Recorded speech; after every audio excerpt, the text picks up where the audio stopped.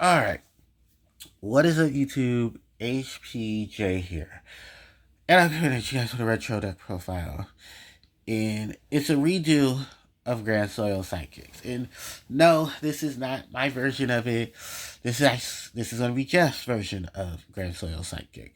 So before the comment section starts ripping me up with dislikes, let's just all get a couple of things clear. I don't have every old psychic card in Yu-Gi-Oh! Existence at my disposal. So that's why a lot of the cards in it are not are going to be represented by a proxy. Now, the other thing about this deck is that it's very, very old. It's literally over 13 years old, if I'm not mistaken, because Grandsoil Psychics made the Toronto top two back in what is that? September of 2012, and that was right before Abyss Rising, and then the change in the meta shift to Mermail. Now, with in terms of this deck, now if you want a full explanation of this deck and its creation, I will send you a link to it from from the deck profile that had Jeff Jones in it, and you guys can go and check it out there. My variation of it, this version of it is going to try to be as exact, but the proxies are going to fill in for those cards. So forgive me for not having them, but you're not in my wallet. And if you wanted to, please buy me a magical android that's like $20. Or a psychic nightmare that's what, like 15 or so? Probably dropped by now, but with more psychic stuff coming, a lot of those older cards still not being reprinted, it's been a hassle. So let's go ahead, let's go through this deck profile and just go from there. So positive vibes. Starting off are the monsters. 3 copies of course, the infamous Grandsoil, the Elemental Lord. 3 copies of Serene Psychic Witch. 2 copies of Silent Psychic Wizard. And 1 copy of Esper Girl. Then 2 copies of Psychic Jumper. 2 copies of Psychic Commander. 2 Card Trooper. 1 Grand Mole. 2 Giant Rat. 2 Maxi. 2 Veiler. 2 Trag, and 1 copy of Gorz, the Emissary of Darkness. So that's it for the monsters. Alright, gonna move everybody out the way. So we now go into the spell cards, which are 3 copies of Emergency Teleport.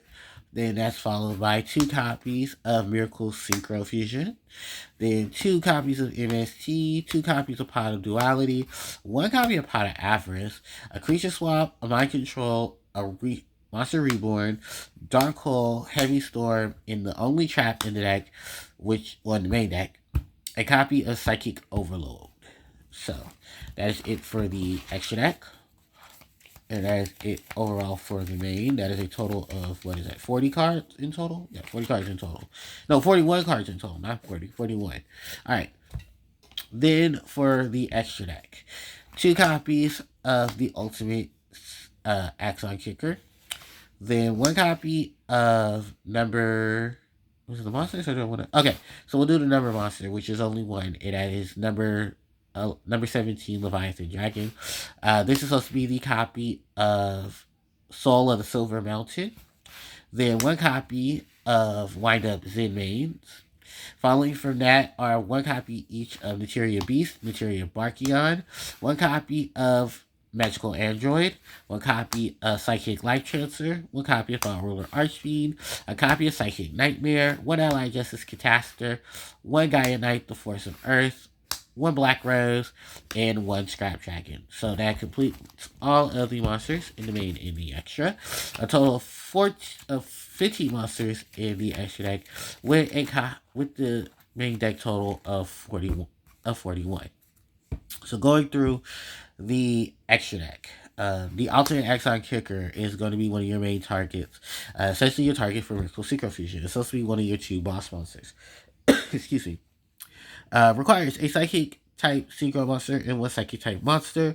When this card is only be central summoned by Fusion Summon from the extra deck. So this card cannot be destroyed by battle or card effects. And of course, during when this monster attacks an opponent's monster in defense position, it inflicts piercing battle damage to your opponent. And then you gain life equal to the destroyed monster's attack. The crazy thing about this monster is this monster comes back all the way from Duelist Revolution. This was a set literally over 2 years ago from the time of that release. No, a year ago. Or a couple of months ago, actually. From the time of the release of the Psychic monsters that are actually in the deck. It did 2 years uh, prior to Grandsoil's release. So this card itself was actually from that set as a super rare. It was trying to incorporate like fusion with synchro monsters and stuff like that to incorporate more power boss monsters. It kind of didn't really work, but as we all know, at the time of recording, the OCG and TCG in Duelist Advent will be receiving an upgraded version of the Ultimate Axon Kicker, and it looks pretty badass. So Jeff ran 2 copies of this, and then he ran the 1 copy of Leviathan Dragon, probably just as a way to beat over some monsters. And there are a couple of 3s in here that you can easily just overlay and smack into. Solum is a Silver Mountain, Earth attributed monster, rank 3, who has the ability to basically put a monster on board. No, he can destroy face down cards. I think they can't react to them. Sorry, it's been a while since I actually had to care about Soul and Silver Mountain. That's also because I don't own a copy of Soul and Silver Mountain anymore. But pretty generic Earth. He needs what, 2 level 3 Earth monsters. Really bulky defense. I think like 2100 defense, maybe like 15 or 16 attack. I'm not sure. It's been a while since I've seen this monster, but I do remember it, of course. So that's a really cool artwork. Wind Up Zen Maids. This is easily acceptable in any extra deck at this point in time that ran level 3 monsters, because it's just a protective wall, and at the end of the turn you can blow up a card after saving itself. Deuterium Beast and Barkion, because this deck is of course filled with psychic type earth attributed monsters. These are your 2 that you definitely go into to stop your opponent from playing their spells and traps, especially with the massive amount of traps, spells being played at the point in time, because Spellbooks was definitely a thing. This is the magical android who still has not been reprinted, and she literally is like a $20 to $25 card. Gains you life points every standby phase for every face of psychic you have on the field. Generic psychic monster to go into, because that was one of the things. See, a lot of the psychics tried to be as generic as possible when they made their debut, just so that decks can get into them. IEC Teledad. Then we have the Psychic Life Transfer. Most of these are just in here to fill up for the Miracle Synchro Fusions, so that you can synchro use the card's effect to go into the Ultimate Axon Kicker. Thought Roller Archfiend, really good with banishing taking out cards, and then being able to pay 1,000 to negate effects that would target your psychic type monsters, and just a bulky body. Then from there are the rest of the cards in the deck. The Psychic Nightmare, another one of the Extreme Victory Psychic monsters. I forget what this monster does, I'm not going to lie. But it was included in their deck. Allied Justice Catastor to deal with non-dark monsters. Gaia, just another beat stick monster. Black Rose to nuke the field. And then Scrap Dragon to help blow stuff up on the board. Alright, now we're going to go into the main deck. And the main deck boss monster is this big boy right here. This is Grandsoil, the Elemental Lord. Grandsoil, as well as the rest of the Elemental Lords, I do know had to have reprints because their effects were completely busted upon their initial release. The reason why is because you could spam multiples of them. And because of that, which is part of the reason why Grandsoil probably did as well as it did, for not only being a deck that no one really saw coming, but for the fact that an Elemental Lord was already starting the prefaces for how a few of them were going to be used as sequential boss monsters. For Grandsoil, the Elemental Lord, his ability was to target a monster in either grave and special summon it. Yeah, he was Monster Reborn. And at that point in time, while Reborn was already still legal, this was definitely one of those patronage of, oh man, what would happen if we spam multiple Reborns?